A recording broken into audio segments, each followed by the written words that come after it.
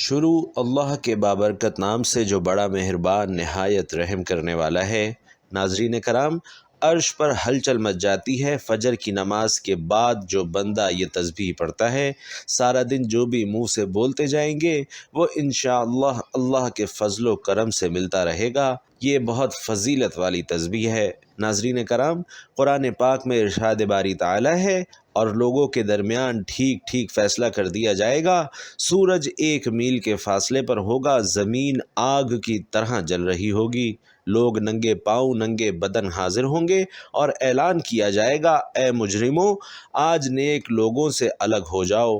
پھر گروہ بنا دیے جائیں گے، اہل ایمان کا گروہ، اولیاء کا گروہ، صالحین کا گروہ، شہیدوں کا گروہ وغیرہ، جبکہ دوسری جانب مشرکین کا گروہ، مرتدین کا گروہ، منافقین کا گروہ، فساق اور فجار کا گروہ وغیرہ۔ عدالت قائم ہوگی اور حق سبحانہ و تعالی فرشتوں کی معیت میں نزول اجلال فرمائیں گے۔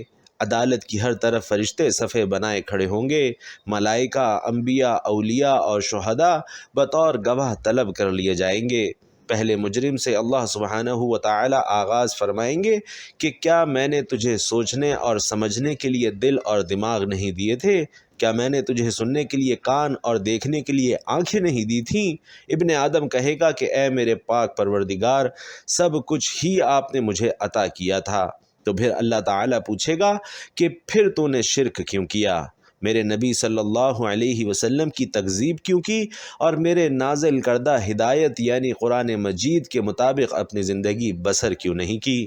تو اس پر ابن آدم اپنے دائیں جانب دیکھے گا تو اسے آگ نظر آئے گی، اور بائیں جانب دیکھے گا تو آگ نظر آئے گی۔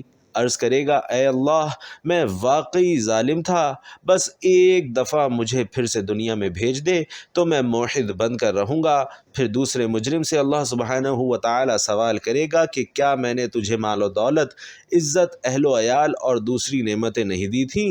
انسان کہے گا کہ یا اللہ، سب کچھ دیا تھا۔ تو اس پر اللہ تعالیٰ فرمائیں گے کہ پھر تو نے میرے لیے کیا کیا؟ ابن آدم کہے گا کہ یا اللہ، میں نے تیرے لیے نمازیں پڑھیں، روزے رکھے، صدقہ و خیرات کیا، قرآن پڑھا اور بھی بہت سے نیک کام کیے۔ اللہ تعالیٰ فرمائے گا، اے میرے فرشتوں، اس ابن آدم کے منہ پر مہر لگا دو۔ فرشتے لبیک و سعدیک یا ربی کہتے ہوئے اس کے منہ پر مہر لگا دیں گے۔ اللہ تعالیٰ فرمائے گا کہ اے ابن آدم، اب تیرے اعضاء گواہی دیں گے۔ اس پر بائیں ران کہے گی، اے اللہ، یہ شخص نماز، روزہ، زکوٰۃ و خیرات تو بس نیک لوگوں میں شامل رہنے کے لیے کرتا تھا، لیکن اپنے دل سے کافروں کا کلچر، کافروں کے تہوار اور کافروں کے تہذیب و تمدن پسند کرتا تھا۔ ابن آدم اپنے دائیں دیکھے گا تو اسے آگ نظر آئے گی، بائیں دیکھے گا تو اسے آگ نظر آئے گی۔ عرض کرے گا، یا اللہ، میں واقعی ظالم تھا، بس ایک موقع اور دے دے تو میں مومن بن کر رہوں گا۔ پھر ایک اور مجرم سے اللہ تعالیٰ سوال کرے گا کہ کیا میں نے تجھے عالی منصب، عزت، بیوی، بچے، آرام دہ گھر، ٹھنڈا پانی اور لذیذ کھانے نہیں دیے تھے؟ وہ شخص کہے گا، یا اللہ، سب کچھ دیا تھا۔ تو اللہ سوال کرے گا، پھر تم میرے لیے پسندیدہ دین سے الٹے پاؤں کیوں پھر گئے؟ وہ کہے گا، یا اللہ، کافروں کی طاقت، قوت اور غلبے سے خوف زدہ ہو کر۔ پھر اللہ فرمائے گا کہ کیا میں اس بات کا زیادہ حقدار نہیں تھا کہ تم مجھ سے ڈرتے؟ وہ کہے گا کہ یا اللہ، تو تھا، لیکن تو نے مجھے اندھا کیوں اٹھایا ہے؟ میں تو دیکھنے والا تھا۔ اللہ فرمائے گا کہ جس طرح دنیا میں تو نے ہمارے احکام سے منہ موڑا، اسی طرح آج ہم بھی تجھ سے منہ موڑ رہے ہیں۔ ابن آدم اپنے دائیں دیکھے گا تو اسے آگ نظر آئے گی، بائیں دیکھے گا تو اسے آگ نظر آئے گی۔ عرض کرے گا، یا اللہ، میں واقعی ظالم تھا، بس مجھے ایک دفعہ دنیا میں واپس بھیج دے تو میں آپ کی اور آپ کے رسول کی اطاعت کروں گا۔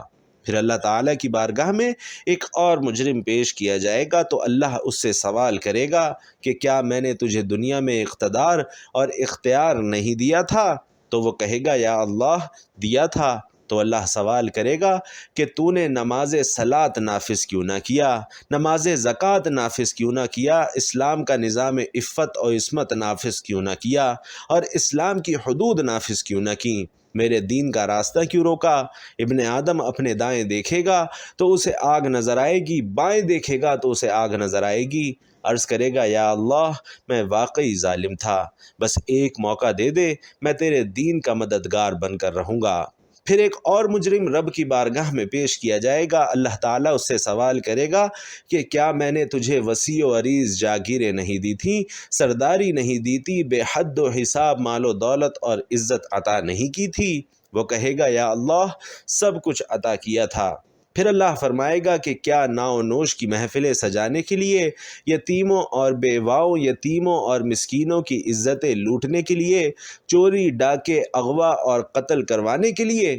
پھر ابن آدم اپنے دائیں دیکھے گا تو اسے آگ نظر آئے گی، بائیں دیکھے گا تو اسے آگ نظر آئے گی، عرض کرے گا یا اللہ میں واقعی ظالم تھا، ایک موقع دے دے میں نیک بن کر رہوں گا۔ لیکن ناظرین محترم، وہ وقت نہیں ہوگا، کیونکہ وقت آج ہے۔ لہٰذا آج کے دن جب میں اور آپ زندگی کے مزے لوٹ رہے ہیں تو ہر طرح کے برے کاموں سے بچیں۔ اس وقت فرشتے پتہ ہے کیا کہیں گے؟ کہیں گے کہ سنو، ظالموں پر اللہ کی لعنت ہے۔ پھر روشنیاں گل کر دی جائیں گی اور بال سے باریک اور تلوار سے تیز دھار پورے صراط سے گزرنے کا حکم ہوگا، تو کچھ لوگ پورے صراط کو عبور کر کے عالی شان جنت میں قیام فرمائیں گے، تو کچھ لوگ راستے سے ہی انتہائی خوفناک جہنم میں پھینک دیے جائیں گے۔ تب آخری بار اعلان کیا جائے گا کہ اے اہل جنت اور اے اہل جہنم، اب یہ ہمیشہ ہمیشہ کی زندگی ہے اور کسی کو موت نہیں آئے گی۔ بس اے اللہ اور آخرت کے دن پر ایمان رکھنے والو، اے دانا اور بینا لوگو، اے ہوش و خرد رکھنے والے لوگو، فیصلے کی گھڑی سے پہلے پہلے نوائے جبریل علیہ السلام کو ذرا سنو۔ سورہ آل عمران کی آیت نمبر 102 میں حکم ہوا ہے کہ اے لوگو جو ایمان لائے ہو، اللہ سے اس طرح ڈرو جس طرح سے ڈرنے کا حق ہے، اور تمہیں موت نہ آئے مگر اس حال میں کہ تم مسلمان ہو۔ بھائیوں اور بہنوں، موت کے بعد انسان کو پیش آنے والے مراحل، جن میں برزخ، حشر، حساب، میزان اور پل صراط وغیرہ شامل ہیں، اس قدر کٹھن اور اس قدر مشکل ہوں گے کہ اس بات کا اندازہ ان آیات سے بخوبی لگایا جا سکتا ہے۔ چنانچہ ارشاد باری تعالیٰ ہے کہ قیامت کا دن بچوں کو بوڑھا کر دے گا، لوگوں کے کلیجے منہ کو آ جائیں گے، وہ غم سے بھرے ہوئے ہوں گے، لیکن کوئی غم گسار اور سفارشی انہیں میسر نہیں آئے گا۔ اس روز کے حساب سے بچنے کے لیے مجرم چاہے گا کہ اپنی اولاد، اپنی بیوی، اپنے خاندان کو جو اس کا سہارا تھا، حتیٰ کہ روئے زمین کی ہر چیز کو فدیے میں دے دے، لیکن ایسا ممکن نہ ہوگا۔ اس روز دے دے پتھر جائیں گے، چاند گہنا جائے گا، سورج اور چاند ملا دیے جائیں گے، اور انسان کہے گا کہ اب میں کہاں بھاگ کر جاؤں، لیکن اس روز کوئی جائے پناہ نہیں ملے گی۔ اس روز ظالم افسوس اور ندامت سے اپنے ہاتھ کاٹ کھائے گا اور کہے گا اے کاش میں نے رسول اللہ صلی اللہ علیہ وسلم کا راستہ اپنایا ہوتا، ہائے میری بدبختی، میں نے فلاں آدمی کو اپنا دوست نہ بنایا ہوتا۔ ناظرین کرام، اس سلسلے میں چند احادیث بھی ملاحظہ فرما لیجئے کہ انسان کی پیدائش سے لے کر موت تک جتنی بھی تکلیفیں انسان پر آتی ہیں، ان سب میں سب سے زیادہ اور موت کے بعد آنے والے مراحل کی تکلیف موت سے کہیں زیادہ ہے۔ لوگ اپنی قبروں سے ننگے پاؤں، ننگے بدن اور بے ختنہ اٹھائے جائیں گے۔ ام المومنین حضرت عائشہ رضی اللہ تعالی عنہا نے عرض کیا کہ یا رسول اللہ، کیا لوگ ایک دوسرے کی جانب دیکھیں گے نہیں؟ تو آپ صلی اللہ علیہ وسلم نے فرمایا کہ اس روز کی مصیبت اتنی زیادہ ہوگی کہ کسی شخص کو کسی دوسرے کی طرف دیکھنے کا ہوش ہی نہیں ہوگا۔ میدان حشر میں جہاں لوگ ننگے پاؤں اور ننگے بدن ہوں گے، سورج 1 میل کے فاصلے پر لے آیا جائے گا، لوگ اپنے اپنے اعمال کے مطابق پسینے میں ڈوبے ہوئے ہوں گے، کوئی ٹخنوں تک، کوئی گھٹنوں تک، کوئی کمر تک، اور کسی کو پسینے کی منہ میں لگام آئی ہوگی۔ حشر کا دن اس دنیا میں ہمارے دنوں کے حساب سے 50,000 سال کا ہوگا۔ لوگوں کو حشر میں اتنی تکلیف اور اتنی پریشانی ہوگی جس کی وہ طاقت نہیں رکھتے ہوں گے اور برداشت نہیں کر پائیں گے۔ ایک آدمی کے منہ پسینے کی لگام آئی ہوگی اور وہ دعا مانگے گا کہ یا رب اس مصیبت سے نجات دے دے، خواہ جہنم میں ہی بھیج دے۔ اللہ اکبر! ناظرین، کیسا کڑا دن ہے۔ ان آیات اور احادیث مبارکہ سے یہ اندازہ لگانا مشکل نہیں کہ مرنے کے بعد پیش آنے والے مراحل کس قدر کٹھن اور کس قدر تکلیف دہ ہوں گے۔ کہ نہ تو ان کو احاطہ تحریر میں لایا جا سکتا ہے اور نہ ہی زبان سے بیان کیے جا سکتے ہیں۔ جب ساری مخلوق میدان حشر میں پہنچ جائے گی تو اعلان کیا جائے گا کہ مجرموں، آج کے دن الگ ہو جاؤ نیک لوگوں سے۔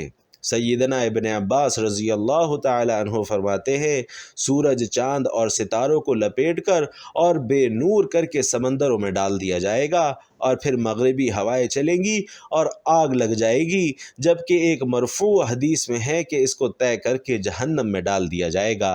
امام بخاری رحمۃ اللہ علیہ نے حضرت ابو ہریرہ رضی اللہ تعالی عنہ سے روایت کیا ہے کہ سورج اور چاند دونوں کو قیامت کے دن لپیٹ دیا جائے گا۔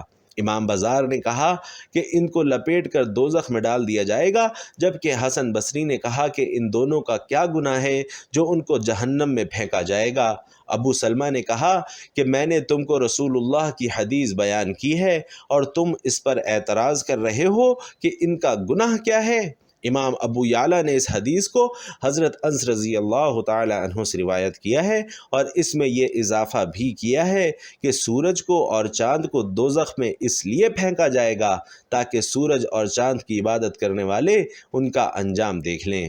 ایک اور روایت میں ہے کہ رسول علیہ الصلاۃ والسلام نے فرمایا کہ وہ سارے جن جن کی اللہ کے علاوہ عبادت کی گئی سب جہنم میں گرا دیے جائیں گے، صرف عیسیٰ علیہ السلام اور بی بی مریم سلام اللہ علیہا بچ جائیں گے، لیکن اگر یہ بھی اس بات سے خوش ہوتے کہ لوگ ان کی عبادت کرتے ہیں تو یقیناً انہیں بھی جہنم میں گرا دیا جاتا۔ ناظرین، روایات میں ہے کہ اس میں کوئی شک نہیں کہ سورج اور چاند ہی وہ چیزیں ہیں کہ جن کی لوگ اللہ کے علاوہ پوجا کیا کرتے تھے، حالانکہ وہ دونوں جمادات میں سے ہیں اور وہ آگ میں داخل ہونے کے باوجود بھی عذاب میں مبتلا نہیں ہوں گے، اور وہ اس میں صرف اس لیے داخل ہوں گے تاکہ ان کی پوجا کرنے والے لوگ ذلیل اور خوار ہوں، اس لیے نہیں کہ یہ دونوں گناہگار ہیں، جیسا کہ اس بارے میں فرمان ہے کہ اگر وہ دونوں معبود ہوتے تو آگ میں داخل نہ ہوتے اور وہ سب اس میں ہمیشہ رہیں گے، اور یہی بات ان پتھروں کے بارے میں بھی صادق ہے جنہیں اللہ تبارک و تعالی نے جہنم کی لکڑی بنا دیا، یعنی وہ پتھر جو جہنم میں ایندھن کے طور پر جلائے جائیں گے۔ بھائیوں اور بہنوں، سورج کا حجم اس قدر ہے کہ ماہرین فلکیات بتاتے ہیں کہ سورج کا حجم زمین کے حجم سے 13 لاکھ گنا بڑا ہے۔ چونکہ زمین سے بہت زیادہ دور ہے اس لیے بظاہر چھوٹا نظر آتا ہے، اور جان لیجئے کہ سورج زمین سے 9 کروڑ 30 لاکھ میل کے فاصلے پر واقع ہے۔ عرب کے بعض پرانے مشرکین سورج اور چاند اور بعض ستاروں کی پرستش کرتے تھے، ان میں خاص قسم کی روحانیت مان کر ان سے اپنی حاجتیں طلب کرتے تھے، اور ابھی بھی پرانے بابلیوں کے ہاں ستاروں کے ناموں پر مندر بنائے جاتے ہیں۔ کوئی زہرا کا مندر ہے، کوئی سورج کا مندر ہے، جبکہ مصریوں میں بھی ستارہ پرستی پائی جاتی تھی، بلکہ حضرت ابراہیم علیہ السلام کے زمانے میں ستارہ پرست زیادہ تھے اور وہ ستاروں کو معبود مان کر ان سے حاجت روائی طلب کرتے تھے۔ آج کے ستارہ پرست بھی ستاروں میں کرشمہ مانتے ہیں۔ ناظرین کرام، بہرحال سورج ایک بہت بڑا ستارہ ہے، اور قیامت کے دن جب سور پھونکا جائے گا تو اس کی روشنی ختم کر دی جائے گی۔ جس طرح چادر لپیٹ دی جاتی ہے، سورج بھی ایک ٹکیا کی مانند رہ جائے گا، لیکن بعد میں یہ ٹکیا بھی باقی نہ رہے گی، تو یہ سورج کا حال ہوگا۔ جبکہ زمین تو اس کے مقابلے میں ہے ہی بہت چھوٹا سا سیارہ، تو اسی سے اندازہ لگایا جا سکتا ہے کہ قیامت کے دن زمین کی کیا حالت ہوگی۔ بھائیوں اور بہنوں، قرآن میں یہ بات اللہ سبحانہ و تعالی نے بیان کی ہے کہ جب قیامت آئے گی تو سورج کو بے نور کر دیا جائے گا اور اس کی روشنی لپیٹ دی جائے گی، جبکہ بعض روایتوں میں آتا ہے کہ سورج اور چاند دونوں کو توڑ پھوڑ کر جہنم میں پھینک دیا جائے گا اور ان کی روشنی سلب کر لی جائے گی۔ بلکہ بعض مفسرین نے تو یہ بھی کہا ہے کہ جب سورج کو سمندر میں پھینکا جائے گا تو اس سے سمندر کھول اٹھے گا اور پھر آگ میں تبدیل ہو جائے گا، اور پھر اس وقت پہاڑ بھی جلائے جائیں گے جو کہ آج تو بہت ہی مضبوط نظر آتے ہیں، اور ان میں صرف زلزلے کے وقت ہی تھوڑا بہت تغیر نظر آتا ہے، ورنہ وہ تمام حادثات سے صحیح سلامت گزر جاتے ہیں۔ قیامت کے روز یہی ناقابل تسخیر پہاڑ اون کے گالوں کی طرح ہوا میں اڑتے پھرتے نظر آئیں گے۔ بلکہ سورۃ التکویر میں یہ بات بھی لکھی ہے کہ قیامت کے نزدیک والے زمانے میں گابن اونٹنیاں بیکار چھوڑ دی جائیں گی، عربوں کے نزدیک اونٹنیاں بہت ہی زیادہ پسندیدہ مال ہوا کرتا تھا اور ان کی معیشت اور کاروبار انہی پر منحصر تھا۔ انہیں بار برداری اور خوراک کے لیے بھی استعمال کرتے تھے، خاص طور پر جب 10 ماہ کی اونٹنی بچہ دینے کے قریب ہوتی تو بڑی جاندار سمجھی جاتی تھی اور اس کی حفاظت کی جاتی تھی۔ مگر قیامت کے دن نفسا نفسی کی یہ حالت ہوگی کہ گابن اونٹنی جیسے قیمتی مال کی بھی کوئی پرواہ نہ کرے گا، اور اس وقت وہاں کے جنگلی درندے انسانی بستیوں میں پناہ ڈھونڈیں گے مگر کوئی کسی کا پرسان حال نہیں ہوگا۔ محترم ناظرین، جب قیامت کے دن اعمال نامے کھولے جائیں گے، دوسری جگہ آتا ہے کہ اعمال نامے سب کے سامنے ہوں گے، اور اس کے بعد قرآن میں آیا ہے کہ آسمان کی کھال اتار دی جائے گی۔ مطلب یہ کہ جس طرح اوپر سے کھال اتار دی جائے تو پیچھے سے گوشت نظر آنے لگتا ہے، اسی طرح قیامت کے روز جب آسمان کی کھال اتاری جائے گی تو اوپر کی تمام چیزیں نظر آنے لگ جائیں گی، یعنی جب آسمان کے دروازے کھول دیے جائیں گے تو دریچے دریچے نظر آئیں گے، اور ان دروازوں سے عالم بالا کی سب چیزیں نظر آنے لگیں گی، مگر بعد میں سب چیزوں کو درہم برہم کر دیا جائے گا۔ یہ آسمان تبدیل کر دیا جائے گا اور پھر دوسرا آسمان و زمین قائم کیا جائے گا، اور پھر حساب اور کتاب ہوگا۔ قیامت کے دن جہنم کو بھڑکا دیا جائے گا، یعنی گرم کر دیا جائے گا، بلکہ قرآن کریم میں آیا ہے کہ جہنم کو حشر کے میدان کے قریب کر دیا جائے گا، اور مجرم اسے دیکھیں گے تو انہیں یقین آ جائے گا کہ وہ اسی میں جانے والے ہیں۔ اور پھر فرمایا گیا کہ جنت کو بھی قریب کر دیا جائے گا، یعنی جنت بھی نظر آنے لگے گی، یعنی تمام نظام تبدیل کر دیا جائے گا۔ کائنات کی ہر چیز پر قیامت اثر انداز ہوگی، اور یہ ایسا اثر ہوگا جو آج کے دن انسان کی سمجھ میں نہیں آ سکتا۔ اس کے بعد کیا ہوگا؟ خود اللہ سبحانہ و تعالی نے فرمایا کہ انسان اس وقت جان لے گا جو اس نے کیا، یعنی انسان نے اس دنیا میں رہتے ہوئے جو بھی نیکی یا بدی کی ہوگی سب اس کے سامنے ہوگی، اور اسے پتہ چل جائے گا کہ اس نے دنیا کی زندگی میں کیا کھویا اور کیا پایا۔ قیامت کے دن انسان کے ہر فعل کا نتیجہ اس کے سامنے آنے والا ہے، بلکہ حضرت ابی بن قعب رضی اللہ تعالی عنہ کہتے ہیں کہ قیامت سے پہلے 6 نشانیاں ظاہر ہوں گی۔ لوگ بازاروں میں چل پھر رہے ہوں گے کہ سورج کی روشنی بجھ جائے گی، اور وہ اسی حالت میں ہوں گے کہ پہاڑ زمین پر گر پڑیں گے اور زمین لرزنے لگے گی، جس سے جنات گھبرا کر انسانوں کی طرف اور انسان گھبرا کر جنات کی طرف بھاگیں گے۔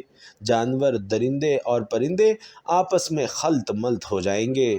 ارشاد باری تعالی ہے کہ قیامت کے دن جنگل کے جانوروں میں شور مچ جائے گا، اور اس وقت جنات انسانوں سے کہیں گے کہ ہم تمہیں کہتے ہیں کہ سمندر کی جانب چلو، اور جب وہ وہاں پہنچیں گے تو وہاں آگ ہی آگ نظر آئے گی جس سے شعلے اٹھ رہے ہوں گے، اور لوگ اسی حالت میں ہوں گے کہ اچانک زمین پھٹ کر 7ویں آسمان کے ساتھ جا لگے گی، اور آسمان پھٹ کر 7ویں آسمان سے جا لگے گا، اور تب ان پر ایک ایسی ہوا چلے گی جو انہیں موت کی آغوش میں سلا دے گی۔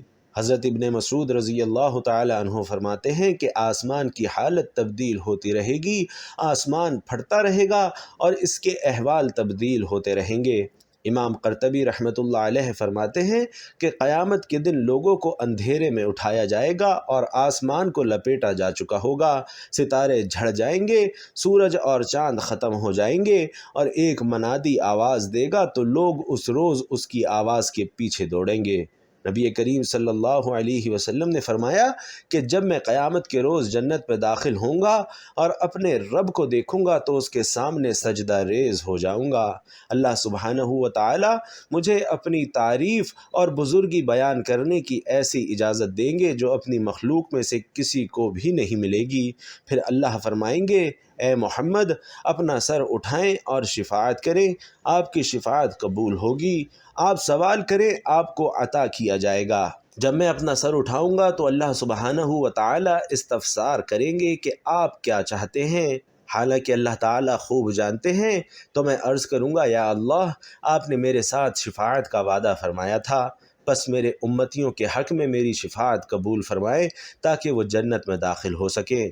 تو اللہ تعالیٰ فرمائیں گے کہ میں نے ان کے حق میں آپ کی شفاعت قبول کی اور ان کو جنت میں داخل ہونے کی اجازت دے دی۔ نبی رحمت صلی اللہ علیہ وسلم نے ارشاد فرمایا کہ جو شخص بھی قیامت کو اپنی آنکھوں سے دیکھنا چاہتا ہے تو اسے چاہیے کہ وہ سورۃ التکویر پڑھے۔ اس کے علاوہ سورۃ الانشقاق اور بعض اور صورتوں کا بھی ذکر فرمایا گیا ہے۔ ان صورتوں کو پڑھ کر قیامت کا پورا نقشہ آنکھوں کے سامنے آ جاتا ہے۔ حضرت ابو بکر صدیق رضی اللہ تعالی عنہ نے نبی علیہ السلام سے عرض کیا کہ حضور، کیا بات ہے کہ آپ پر بڑھاپا طاری ہوتا جا رہا ہے؟ تو آپ صلی اللہ علیہ وسلم نے فرمایا، یہ بڑھاپا فکر کی وجہ سے آ رہا ہے، اور وہ فکر قیامت کی فکر ہے، کیونکہ قیامت کی فکر دلانے والی ان صورتوں نے مجھے بوڑھا کر دیا ہے کہ ان کا حال پڑھ کر مجھے فکر لاحق ہو جاتی ہے، یعنی بڑھاپا طاری ہونا غم اور فکر کی وجہ سے ہوتا ہے۔ اللہ اکبر۔ ناظرین، ابن ماجہ میں بھی حدیث ہے کہ آدھا بڑھاپا غم کی وجہ سے آتا ہے۔ نبی رحمت صلی اللہ علیہ وسلم نے فرمایا کہ ایک ایسی تسبیح ہے کہ جس کو پڑھنے سے عرش پر ہلچل مچ جاتی ہے۔ یہ وہ فضیلت اور برکات والی تسبیح ہے کہ جس کو پڑھنے سے نہ صرف گناہ معاف ہوتے ہیں بلکہ فجر کی نماز کے بعد جو شخص بھی یہ تسبیح پڑھتا ہے اللہ اس کی دن بھر کی تمام حاجتوں کو پورا فرماتا ہے، اللہ اس کی پریشانیوں کو دور کر دیتا ہے، اور اللہ اسے بے شمار رزق دیتا ہے، غیب سے رزق دیتا ہے۔ رسول علیہ السلام نے فرمایا کہ جو شخص بھی صبح و شام یہ تسبیح 100 بار پڑھے گا تو قیامت کے دن جب لوگوں کے اعمال تولے جائیں گے تو اس سے افضل عمل کسی کا نہیں ہوگا، یا سوائے اس شخص کے جس نے اس کے برابر یا پھر اس سے زیادہ ان کلمات کو پڑھا ہو۔ تو ناظرین کرام، فجر کی نماز کے بعد جو یہ تسبیح پڑھتا ہے عرش پر ہلچل مچ جاتی ہے، اور اللہ تعالیٰ اپنے بندے کی حاجت کو پورا کرنے کے لیے فرشتوں کی دوڑیں لگا دیتے ہیں اور اس کے تمام معاملات میں اس کی غیبی مدد کرتے ہیں، اور اس کے منہ سے نکلے ہر لفظ پر اللہ کن لکھ دیتا ہے۔ حضرت عبداللہ ابن عمر رضی اللہ تعالی عنہ روایت کرتے ہیں کہ ایک شخص رسول علیہ السلام کی خدمت میں حاضر ہوا اور اپنی تنگ دستی کا شکوہ کرنے لگا، تو آپ صلی اللہ علیہ وسلم نے اس آدمی سے فرمایا کہ کیا تمہیں وہ تسبیح بھول گئی ہے جو کہ ملائکہ کی تسبیح ہے اور تمام مخلوقات کی تسبیح ہے؟ اسی کے ذریعے سے سب کو رزق دیا جاتا ہے۔ تو حضرت عبداللہ ابن عمر رضی اللہ تعالی عنہ نے عرض کیا کہ یا رسول اللہ، وہ کون سی تسبیح ہے؟ تو آپ صلی اللہ علیہ وسلم پہلے ٹیک لگا کر تشریف فرما تھے۔ آپ سیدھے ہو کر بیٹھ گئے اور آپ صلی اللہ علیہ وسلم نے فرمایا کہ اے ابن عمر صبح صادق کے طلوع ہونے کے بعد سے لے کر نماز فجر کے درمیان یہ کلمات 100 بار پڑھو۔ سبحان اللہ و بحمدہ، سبحان اللہ العظیم، استغفر اللہ۔ تو ان کلمات کو 100 مرتبہ پڑھنے کی برکت سے دنیا تمہارے پاس ناک رگڑتی ہوئی آئے گی، اور اللہ ہر اس کلمے کے بدلے جو تم کہو گے ایک فرشتہ پیدا فرمائیں گے جو قیامت تک تسبیح بیان کرتا رہے گا، اور اس کا ثواب تمہیں ملے گا۔ لہٰذا ناظرین کرام، فجر کی 2 سنتوں کے بعد یہ تسبیح لازمی پڑھا کریں۔ انشاءاللہ آپ کی تمام دنیاوی اور اخروی پریشانیاں دور ہو جائیں گی، اللہ آپ کی تمام حاجتوں کو پورا فرمائے گا، اور اللہ آپ کو دینی اور دنیاوی نعمتوں سے مالا مال کرے گا۔ اللہ سبحانہ و تعالی سے دعا ہے کہ فکر دنیا کے ساتھ ساتھ ہمیں فکر آخرت بھی نصیب فرمائے، اور قیامت کے دن نبی کریم صلی اللہ علیہ وسلم کی شفاعت ہم گناہگاروں کو بھی نصیب فرمائے، کیونکہ ہمارا کل اثاثہ ہی نبی رحمت صلی اللہ علیہ وسلم کی شفاعت کے سبب بخشش ہے۔ ہمارے اعمال تو ایسے ہیں نہیں کہ ہم اپنے اعمال کے عوض جنت حاصل کر پائیں۔ اللہ پاک نیکی کی بات کو سننے، سمجھنے اور اس پر عمل کرنے کی طاقت اور توفیق ہم سب کو مرحمت فرمائے، آمین یا رب العالمین۔ ناظرین کرام، آخر میں درخواست ہے کہ نیچے کمنٹ باکس میں اللہ تعالیٰ کے 99 ناموں میں سے کوئی ایک نام لکھ کر ضرور شیئر کیجیے گا۔ اللہ تعالیٰ ہم سب کا حامی و ناصر ہو، آمین۔ السلام علیکم ورحمۃ اللہ۔